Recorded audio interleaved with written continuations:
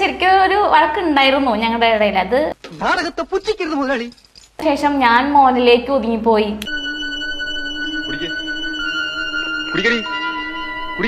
ഞങ്ങൾക്ക് വേണ്ടി time spend ചെയ്യുക അല്ലെങ്കിൽ ഞങ്ങൾക്ക് വേണ്ടി ഒരു കമ്മ്യൂണിക്കേഷൻ അങ്ങനെ ഉണ്ടായിരുന്നില്ല.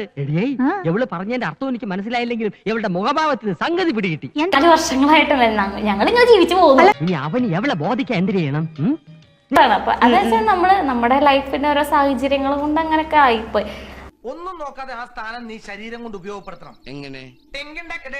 പബ്ലിക്ക് യൂട്യൂബിലേക്ക് എത്തിക്കണം എന്ന് വിചാരിച്ചിട്ടുണ്ടെന്നില്ല. മാമിനോടും തോന്നല്ലേ കൊണ്ടുവരണം നമുക്ക് താല്പര്യം നിനക്കൊരടി വേണമെന്നുണ്ടാ പറഞ്ഞു. രണ്ടാമത്തെ വീഡിയോസും ഒട്ടുക്കത്തെ റീച്ച്. ആൾക്കാർക്ക് നെഗറ്റീവാണ് കാണേണ്ടത്. ഞാനമോലാക്കി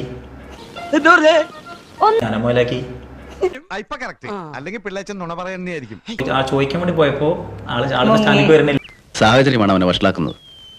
അപ്പൊ ഞങ്ങൾക്ക് ദേഷ്യമാണ്. പരസ്പരം അറിയാണ്ട് സംഭവിച്ചു പോയതാ. അളിയൻ ഒന്ന് സംസാരിക്കും പറഞ്ഞു. കേട്ടില്ലേ? ഇനി നമുക്ക് കളിക്കാം. പറയാ അത് തീർക്കുക. അങ്ങനെ ആയിപ്പോ നോക്ക് നമ്മൾ പറഞ്ഞേക്ക് അവര് ടേപ്പ് ചെയ്തെടുത്തു.